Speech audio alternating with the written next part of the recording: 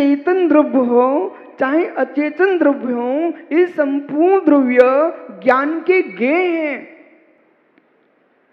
योगी आहार लेते लेते बंध को प्राप्त क्यों नहीं हो रहा है, इस बात को अब समझिए।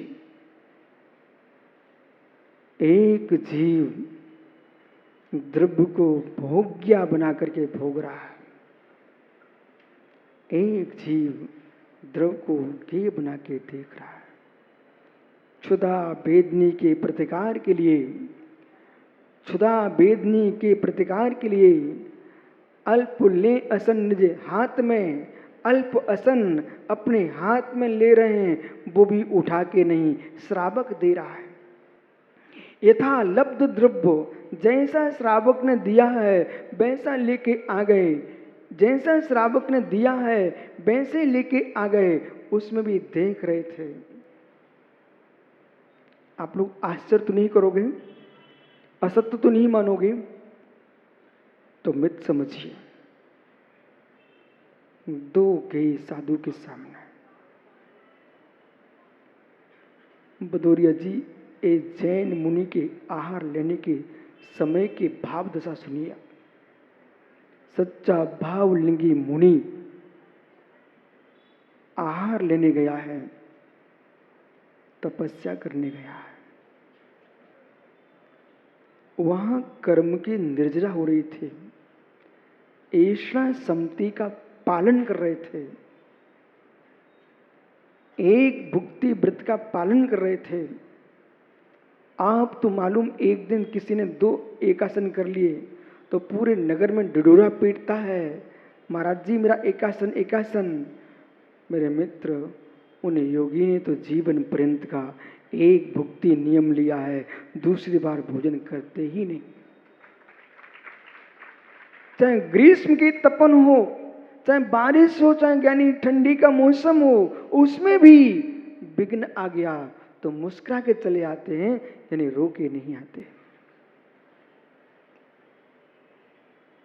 ज्ञायिक की दृष्टि, ज्ञायिक की दृष्टि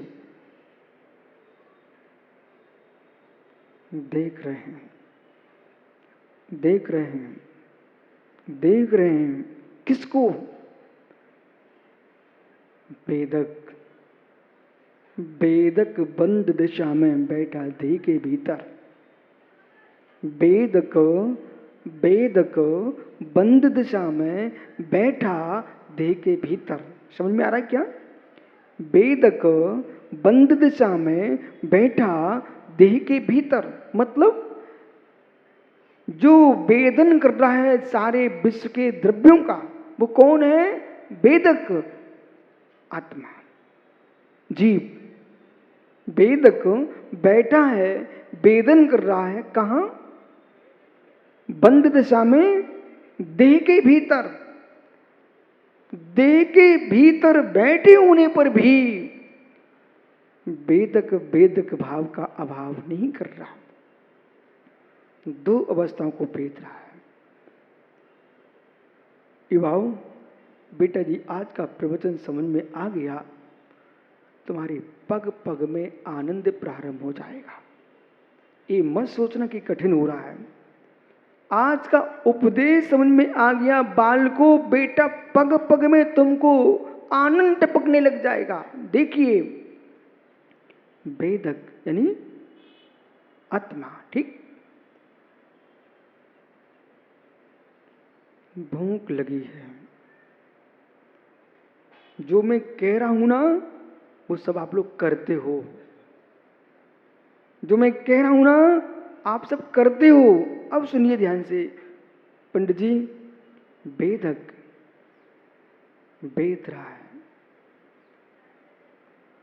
भूख लगी है, इसे जाने बिना भोजन करता कौन है? शीघ्र बोलिए।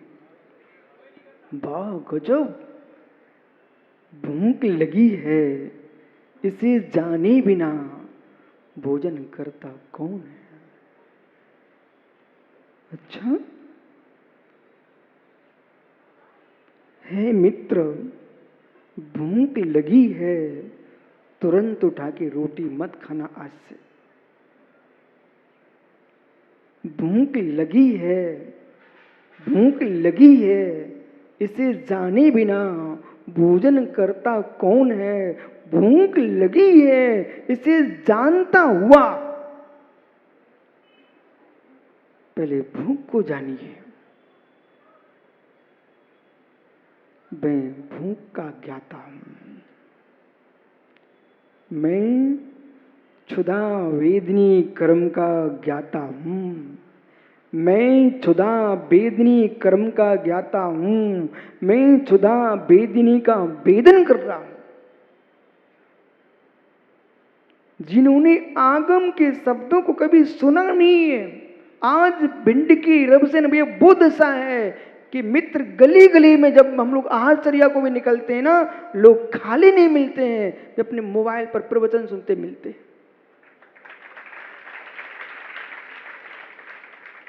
वो ज्ञानी विजय चौधरी तो बैठा है, ये कौन कम है, ये घर घर में भेज रहा ना भाई, वो एक पीछे बैठा ज्ञानी। अब ये पूछना जो भाषाएं तुमको कठोर लगती थी, कठिन लगती थी, सत्य है आज उन भाषाओं को लोग ना सुने तो उनको चैन नहीं पड़ता।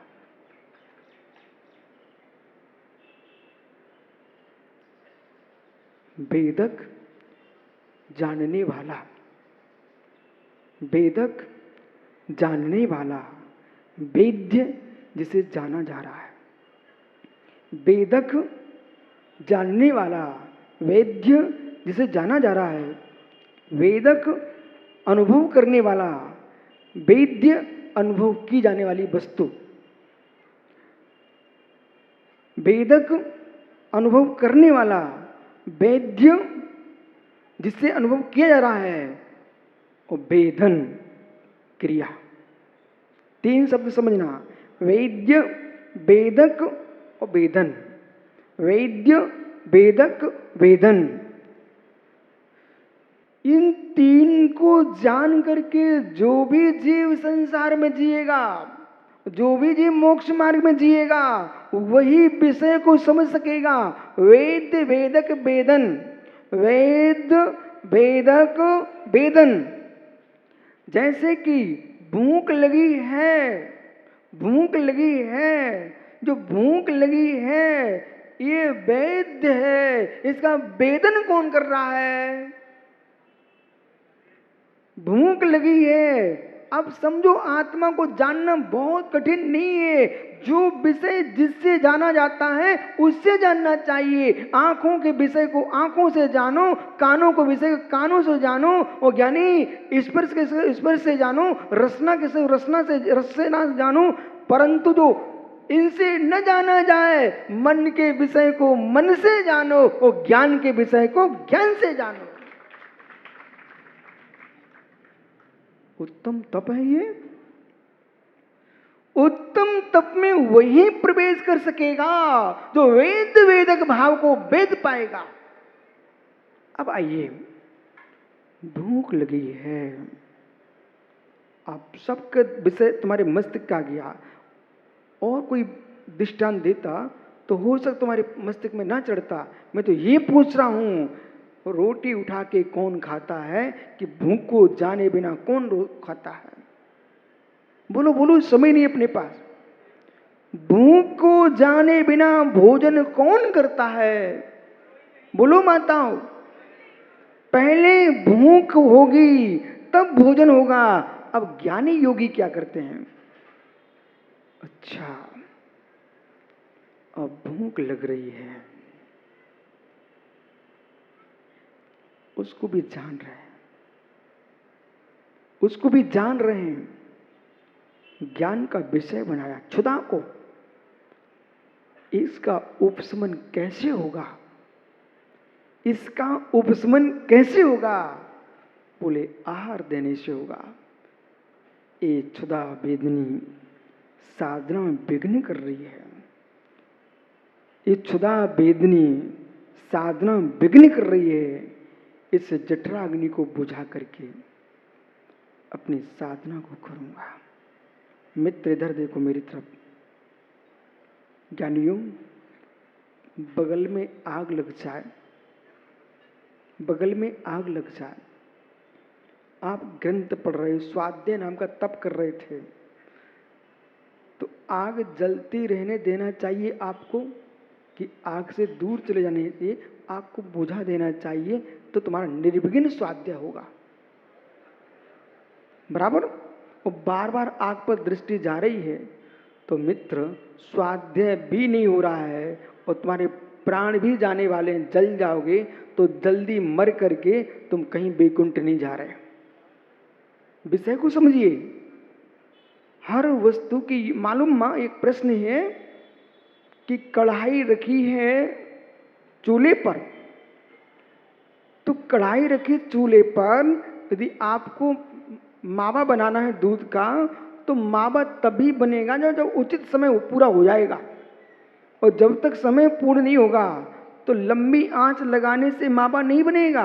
आंच लंबी होने पर भी समय पूरा लगना चाहिए। ऐसी हे तपस्वियों, कुछ विवेक मेरे से भी पूछ लो मित्र, तुम लंबी तपस्या करने से मोक्ष नहीं जाओगे। तपस्या करने का जो लंबा समय है उसे लेके तुम जाओगे तो मोक्ष मिलेगा।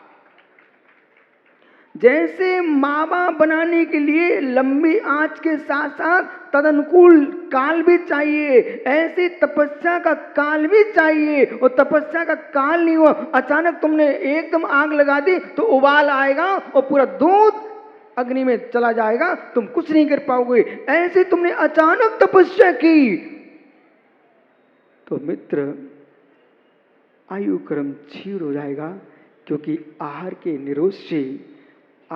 निरोध से आयु का क्षय होता है। असमय में चले जाओगे, यानी जो तुमको सिद्धि चाहिए थी उसे हासिल नहीं कर पाओगे।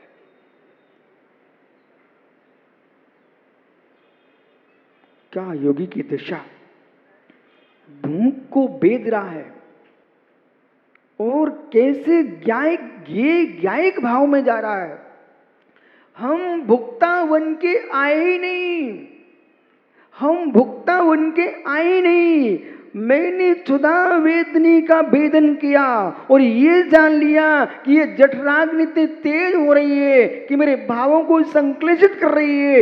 इसको शांत करने के लिए भोजन पानी डाल दो। जैसे गाड़ी चीखे तो ओगन डाल दो, ऐसे गाड़ी चीख रही है, इसमें ओगन डाल दो। भोजन को भी हमने गे देखा और भूख को भी गे देखा और भोजन की क्रिया को भी ज्ञायिक भाव से देखा। मैं तो ज्ञाता था, मैं भुक्ता था ही कहाँ। जो भुक्ता हो वो कर्म बांधे, ज्ञाता कर्म का बंध नहीं करता।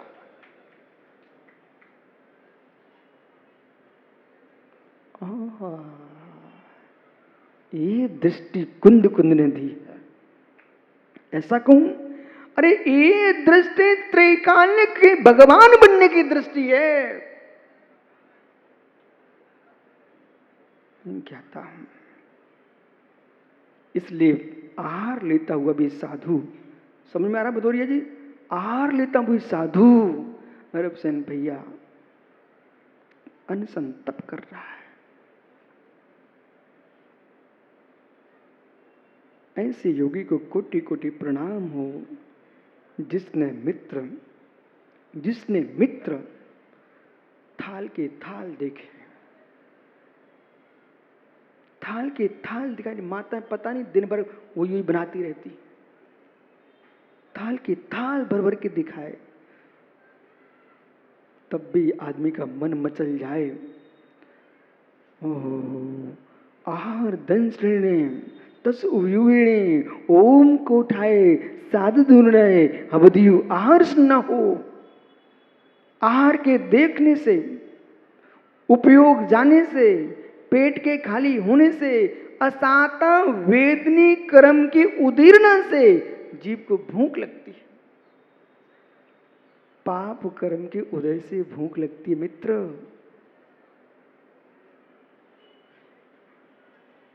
पाप कर्म के उदय से भूख लगती मित्र। जो प्रबल पुण्यात्मा जीव होते ना, विश्वास रखना उसका भोजन तनक सा होता है। इसलिए प्रथम काल का उत्तम भोग भूमिया जीव का भोजन सुब्र सागर कितना सा। मेरे मित्र, उत्तम भोग भूमिया जीव का संजन सागर कितना सा भोजन।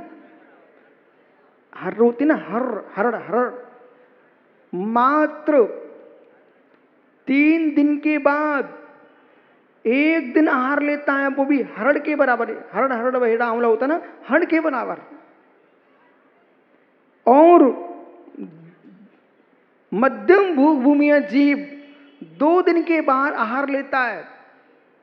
2 दिन कुछ नहीं खाएगा, 2 दिन के बाद आहार लेता है, वो भी कितना सा,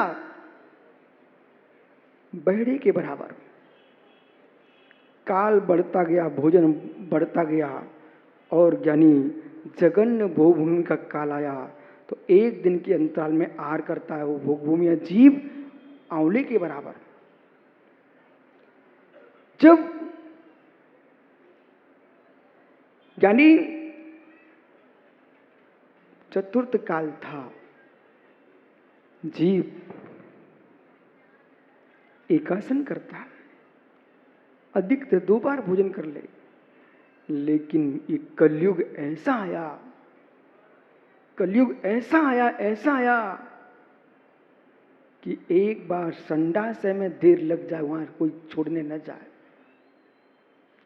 एक बार मल स्थान छोड़ने का मेरे मित्र संडास शौचालय में अंतराल पड़ जाए कि कोई वहां छोड़ने नहीं गया, लेकिन मुख में अंतराल नहीं पड़ता कि कोई डाले ना। जो जीव जितने अधिक खाता है, विश्वास मानना, उतना पुण्य क्षीण पुरुष है। मुख सुखदी तो रखिए मित्र। ये मुर्जाज कोई बाहर से नहीं आए, आपके बीच के ही हैं, जो आपको आश्चर्य लगता है। यदि आज किसी बच्चे ने चाय का त्याग कर दिया गांधी, तो लोग ताली बजाएंगे, बहुत बड़ा काम कर दिया हो जैसे। अरे क्या काम किया है, कोई बहुत बड़ा काम नहीं हो गया है। एक जगह तो लोग मालूम मुझे निमंत्रण देने आए भिलाई में, महावीर पाटनी अध्यक्ष है उसमें, तो ओसवाल समाज का कोई कार्यक्रम था, अंजन सलाका थी, भगवान की प्रतिष्ठा थी। तो वहाँ समाज के लोग आए, बोले महाराज साहब आप हमारे यहाँ गोचरी के लिए पधारें। सब रोना बना हुआ है बिना नमक का। महावीर पाटनी ने उनको समझाया कि भैया ये तो एक ही बार लेते हैं। बोले 1 बार, मध्याह्न में नहीं आएंगे, सुबह नहीं आएंगे, शाम को नहीं आएंगे क्या? बोले भैया नहीं आएंगे। और जैसा आप चाह रहे वैसे नहीं करते, निमंत्रण पर जाते नहीं, दुनिया निमंत्रण के बिना जाती नहीं, उस दिगंबर मुनि निमंत्रण पर जाते नहीं।